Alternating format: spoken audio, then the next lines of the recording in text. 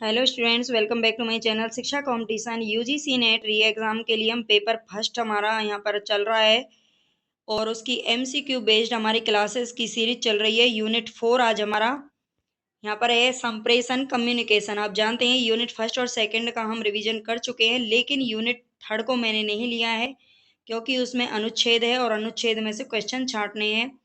तो ये तो मुझे लगता है बहुत ही ईजी होता है और ये इसको तो कोई भी कर ही लेगा। तो इससे आगे हम अच्छा है कि दूसरे टॉपिक पर ध्यान दें। फिर भी आपको लगता है कि उसमें उसको हमें लेना चाहिए तो बता देना, मैं नेक्स्ट डे उसको ले आऊँगी। तो चलते हैं आगे। हम अपने क्वेश्चन की तरफ चलें इससे पहले प्लीज़ चैनल को सब्सक्राइब ज़्यादा से ज़्यादा कर कर लेना है आपको।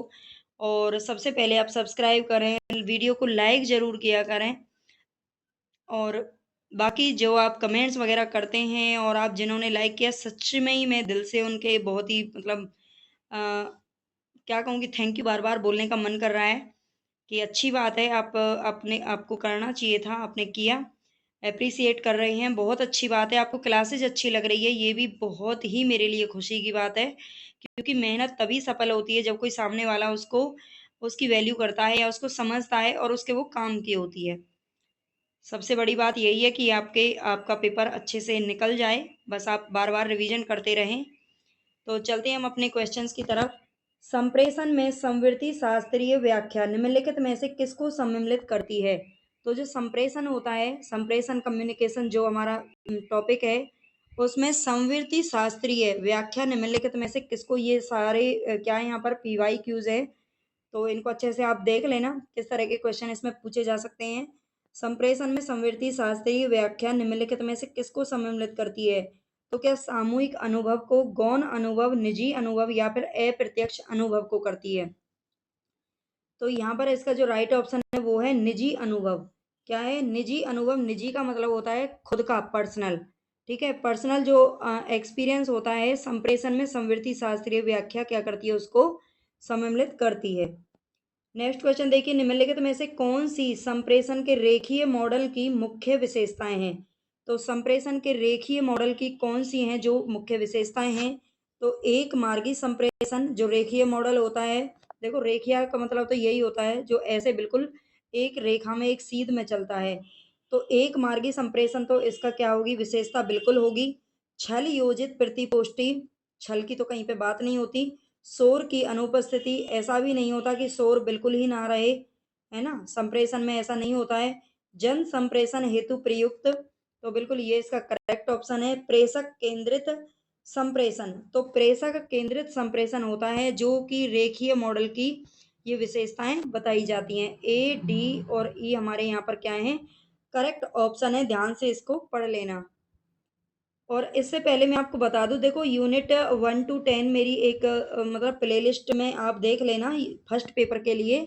यूनिट 1 से 10 तक उसमें लिखा हुआ है। अ, उसमें डीआई वगैरह मतलब 2-3 बीच की यूनिट नहीं है, बाकी उसमें जो यूनिट दे रखी हैं वहां से आप जरूर रिवीजन कर लेना।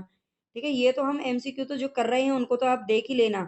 ठीक है, और बाकी उनका जरूर रिवीजन कर लेना, जो इससे मैंने 2-3 दिन पहले ही अभी उसको मतलब अपडेट किया था, मतलब बंद किया था, वो ही चल रही थी पहले। अब हम ये एमसीक्यू कर रहे हैं। उसमें कुछ थ्योरी क्लासेस हैं, वन लाइनर क्लासेस हैं, नोट्स हैं, उनको जरूर पढ़ लेना। ठीक है, ये आपकी बेहतरी के लिए, आपके मतलब पेपर के लिए ये बहुत जरूरी है।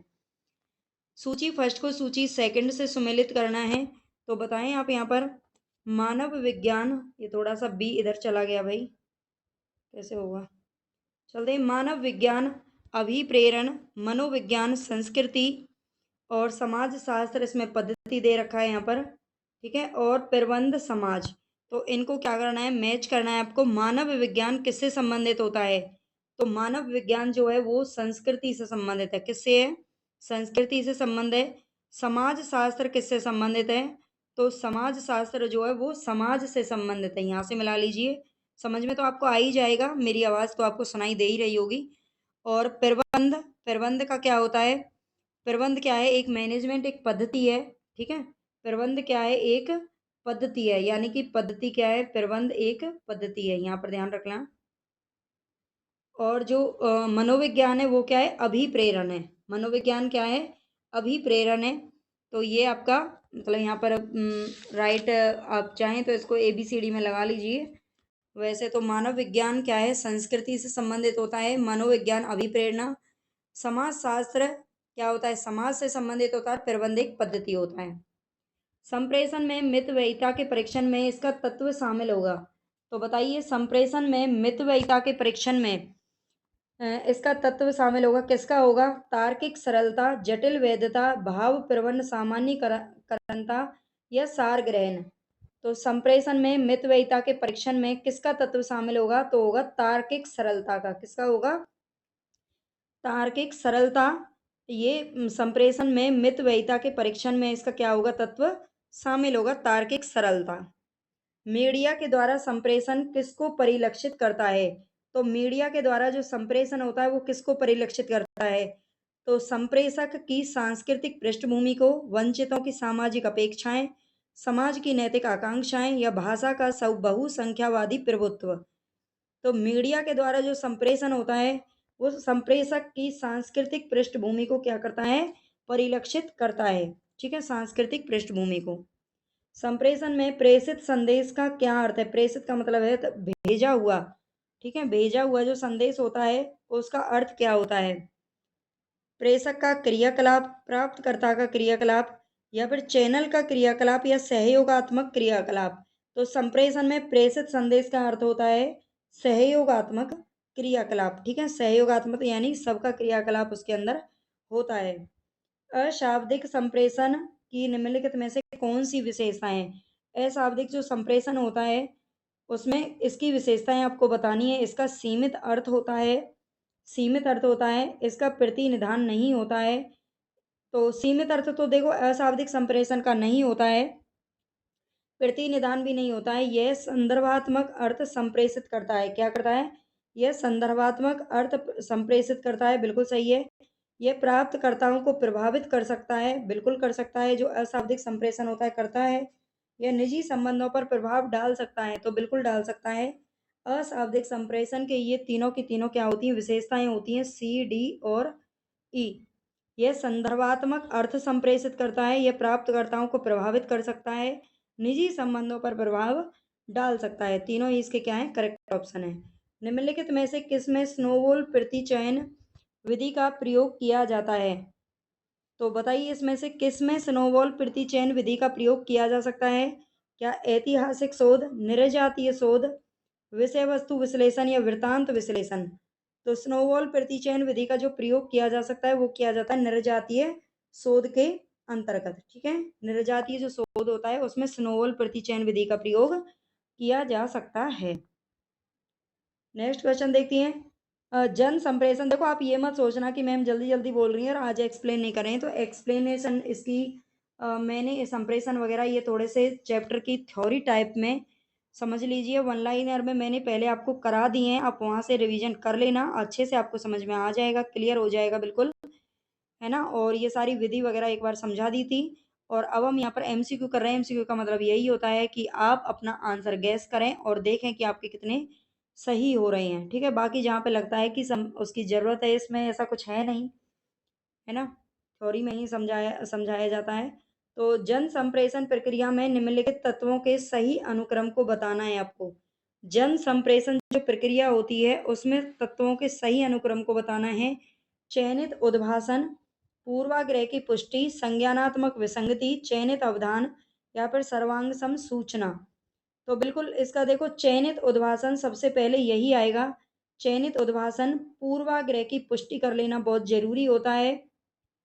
जन संप्रेषण जब प्रक्रिया होती है ना, पूरे पब्लिक के सामने किसी संप्रेषण को, किसी कम्युनिकेशन को डालने से पहले, भेजने से पहले क्या करते हैं?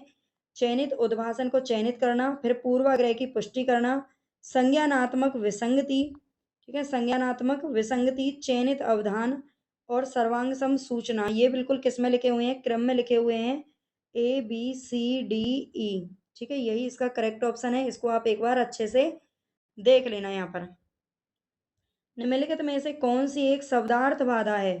तो इनमें से कौन सी है जो शब्दार्थ बाधा है? टेलीविजन पर धुंधला चित्र। तो चित्र जहां पर धुंधला आ रहा है वहां तो शब्दों की जरूरत नहीं है। समाचार पत्र में अस्पष्ट छपाई करना, गतिहीन प्रसारण होना, या लिखावट में व्यक्ति रिक्तता। ठीक है, लिखावट में व्यक्ति रिक्तता होना क्या है, एक शब्दार्थ बाधा है। ठीक है, लिखावट की बात हो रही है।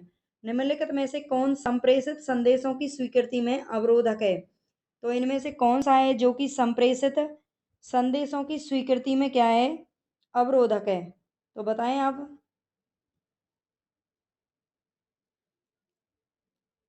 सकारात्मक अनुभूतियों वाली शरीर भाषा या फिर श्रोता की अभिवृत्ति, विसंकेतक के मूल्य, प्रतिष्ठा, टकराव या ज्ञान उद्दीपन। अवरोधक यहाँ पे आपसे पूछ रहा है जो कि बाधा है वो कौन सी है? तो श्रोता की अभिवृत्ति, विसंकेतक के मूल्य और प्रतिष्ठा, टकराव, ये तीनों के तीनों ही क्या है, संप्रेषित संदेशों की स्वीकृति में क्या है, अभिवृत्ति है, सॉरी अवरोधक है। ठीक है, तो बी सी डी इसका क्या है, करेक्ट ऑप्शन है। संप्रेषण की दृष्टि से अध्यापन और अधिगम के अधिकांश ऑनलाइन प्लेटफॉर्म है। तो संप्रेषण की दृष्टि से अध्यापन और अधिगम के लिए अधिकांश ऑनलाइन प्लेटफॉर्म है सहकालिक, असहकालिक या फिर एक से कोई नहीं तक या विशिष्ट समय सीमा से बद्ध। तो बताएं आप, अपना आंसर आप लगा लिया करें, कौन सा है इनमें से जो कि ऑनलाइन प्लेटफॉर्म है, मतलब अधिकांश जो प्लेटफॉर्म है वो अध्यापन और अधिगम से संबंधित, तो सहकालिक है या फिर असहकालिक। ठीक है, तो ये होते हैं असहकालिक। ठीक है, असहकालिक होते हैं जो संप्रेषण की दृष्टि से अध्यापन और अधिगम के अधिकांश ऑनलाइन प्लेटफॉर्म है, असहकालिक। जब कोई संप्रेषित संदेश किसी दूसरे के संदर्भ पर आधारित होता है तो उसे क्या कहते हैं? बताएं। मेटा संदेश, किसी स्रोत से लिया गया संदेश, संदर्भित संदेश या फिर अनुषंगी संदेश। जब कोई संप्रेषित संदेश किसी दूसरे के संदर्भ पर आधारित होता है तो उसे क्या कहते हैं? मेटा संदेश बोलते हैं। क्या कहा जाता है उसको? मेटा संदेश बोला जाता है। नेक्स्ट देखें, निम्नलिखित में से कौन से संप्रेषण के संबंध में सही कथन है? तो निम्नलिखित में से कौन से हैं जो संप्रेषण के संबंध में सही कथन है? संप्रेषण अपरिहार्य है, संप्रेषण गैर सामाजिक है, संप्रेषणात्मक अप्रतिवर्त्य है, संप्रेषण सांस्कृतिक है या फिर संप्रेषण पूरी तरह वाणिज्यिक है। तो कौन से हैं जो संप्रेषण के संबंध में सही है? यहाँ पर संप्रेषण क्या अपरिहार्य है? तो बिल्कुल ये सही है। संप्रेषण गैर सामाजिक है, नहीं होता गैर सामाजिक। संप्रेषणात्मक अप्रतिवर्त्य है, और जो संप्रेषण है वो क्या है? सांस्कृतिक है। ठीक है, पूरी तरह वाणिज्यिक है ऐसा नहीं होता है, गैर सामाजिक भी नहीं है, ये दोनों ही नेगेटिव है। तो संप्रेषण अपरिहार्य है और अप्रतिवर्त्य है और सांस्कृतिक है। कक्षा संप्रेषण को अक्सर क्या कहा जाता है? इसमें से अप्रत्यक्ष, असंसक्त, संसक्त या फिर निराकार। बताइए, जो कक्षा संप्रेषण होता है उसको अक्सर क्या कहा जाता है? तो क्या वो अप्रत्यक्ष होता है? बिल्कुल नहीं होता। असंसक्त भी नहीं है, संसक्त होता है। क्या होता है? संसक्त इसका क्या है, करेक्ट ऑप्शन है। कक्षा संप्रेषण को अक्सर संसक्त भी कहा जाता है। निम्नलिखित में से कौन संचार की भौतिक बाधा का उदाहरण है? तो भौतिक बाधा का उदाहरण आपसे पूछ रहा है, बताइए। सांस्कृतिक भिन्नता, शब्द आडंबर, अनावधान या फिर अस्वस्थता। अस्वस्थ होना ये भौतिक बाधा का क्या होता है? उदाहरण होता है। ठीक है, भौतिक बाधा है ये अस्वस्थता, हमारी मतलब जो फिजिकल कंडीशन होती है वो भौतिक बाधा का उदाहरण होती है। कक्षा में भाषिक संकेत तथा अभाषिक संकेत का संदेश में रूपांतरण क्या कहलाता है? कक्षा में जो भाषिक संकेत और अभाषिक संकेत का संदेश में रूपांतरण क्या कहलाता है, बताएं। प्रतिपुष्टि यानी कि फीडबैक, संकेतन एनकोडिंग, विसंकेतन डिकोडिंग या विपरीत संप्रेषण रिवर्स कम्युनिकेशन होता है। कक्षा में जो भाषिक संकेत होता है और अभाषिक संकेत होता है उसका संदेश में रूपांतरण होना क्या कहलाता है? डिकोडिंग यानी कि विसंकेतक, उसे क्या बोलते हैं? विसंकेतन बोला जाता है। ठीक है, संचार की आवश्यकता क्यों है? तो बताइए, संचार की आवश्यकता क्यों है? सामाजिक अन्योन्य क्रिया हेतु, प्रसन्नता हेतु, संदेश की संप्रेषणीयता हेतु, अनुभव साझा करने के लिए या परंपराओं के संरक्षण के लिए। तो देखो, सामाजिक अन्योन्य क्रिया हेतु तो जरूरी है संचार। ठीक है, प्रसन्नता कि यहाँ पर मतलब प्रसन्नता हेतु ये सही नहीं है। संदेश की संप्रेषणीयता हेतु यानी कि संदेश को एक से दूसरे तक पहुंचाना ये भी जरूरी होता है, और अनुभव साझा करने के लिए भी संचार की आवश्यकता है। परंपराओं के संरक्षण की यहाँ पर बात नहीं होती है। ठीक है, तो ए, सी और डी इसका क्या है, करेक्ट ऑप्शन है। संप्रेषण प्रक्रिया में चरणों का अनुक्रम क्या है? तो संप्रेषण प्रक्रिया में चरणों का अनुक्रम बताइए आप।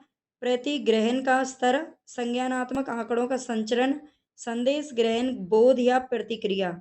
जो संप्रेषण प्रक्रिया होती है उसमें चरणों का अनुक्रम क्या है? प्रतिग्रहण का स्तर, संज्ञानात्मक आंकड़ों का संचरण, संदेश ग्रहण या बोध या प्रतिक्रिया। तो इसमें बिल्कुल क्या है हमारा, सबसे पहले जो ऑप्शन आएगा वो है संज्ञानात्मक आंकड़ों का संचरण, बी सही है। और इसके बाद हम करेंगे संदेश ग्रहण। क्या करेंगे? संदेश ग्रहण, यानी कि डी सही है। और इसके बाद आएगा इसमें बोध, बोध होना किसी चीज का, संदेश को ग्रहण कर लिया, फिर बोध होना, समझना उसको, ये क्या हो गया, ई।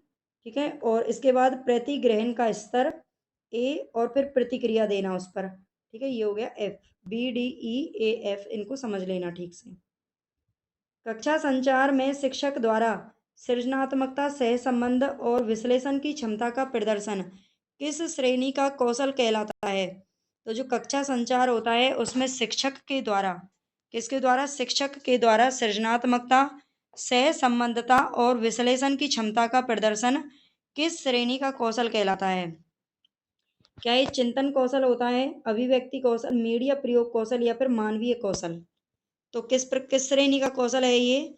सृजनात्मकता चिंतन कौशल से संबंधित होती है। किससे संबंधित है? क्षमता का प्रदर्शन यहाँ पर बात हो रही है, तो क्षमता का प्रदर्शन किसके आधार पर करेंगे? चिंतन के आधार पर। ठीक है, नेक्स्ट क्वेश्चन देखते हैं। विद्यार्थियों द्वारा कक्षा में प्रभावी ढंग से सुनने का आधार है। तो विद्यार्थियों के द्वारा कक्षा में प्रभावी ढंग से सुनने का आधार क्या है? शिक्षक के प्रति सहानुभूति, अनौपचारिक शिक्षा में रुचि, तदनुभूतिक अनुभव या स्मरण करने की चाह। बताएं आप इसका आंसर, लगाएं एक सेकंड।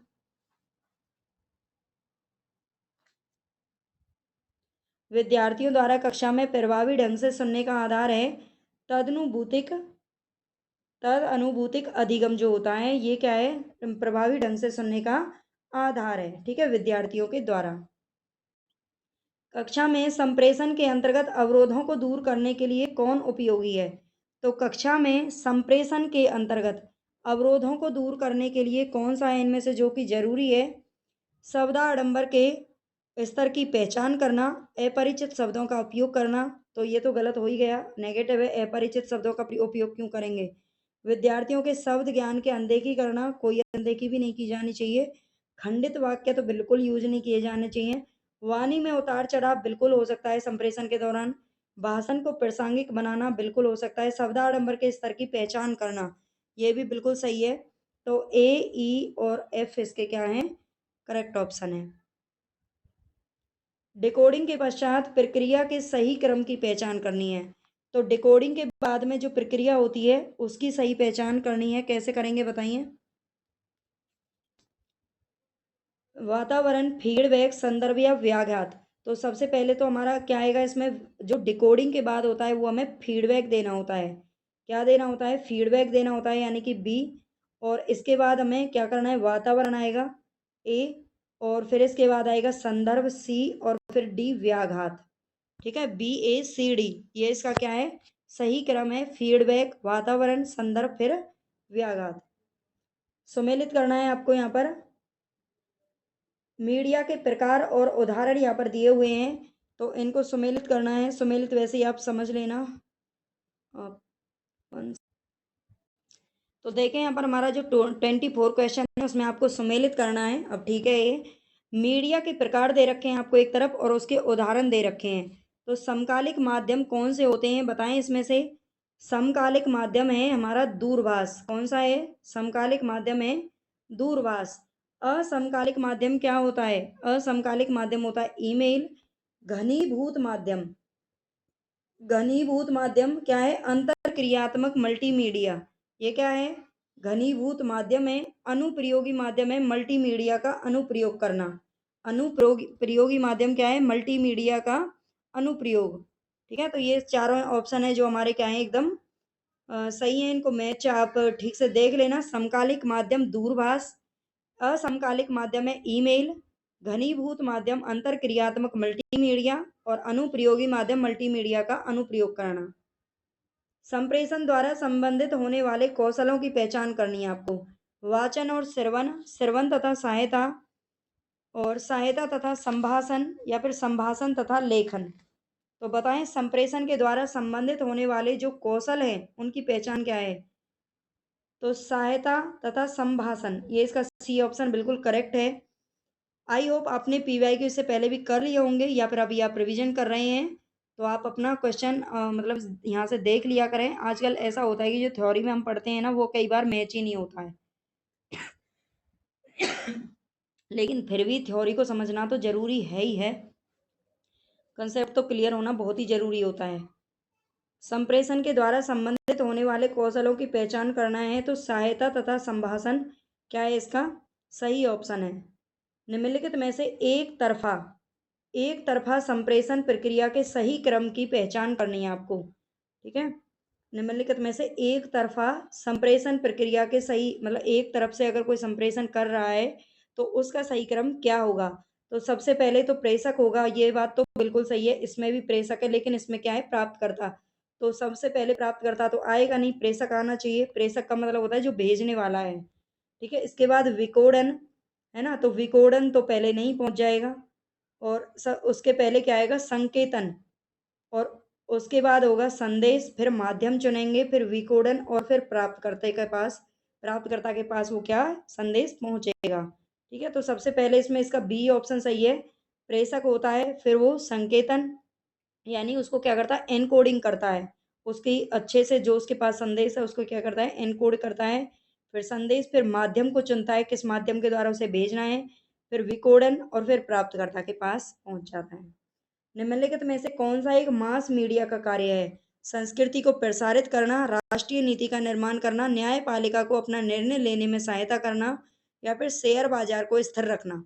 तो ये मास मीडिया का कौन सा कार्य होता है, संस्कृति को प्रसारित करना। क्या करना है, संस्कृति को प्रसारित करना, ये किसका काम है, मास मीडिया का काम है। ठीक है,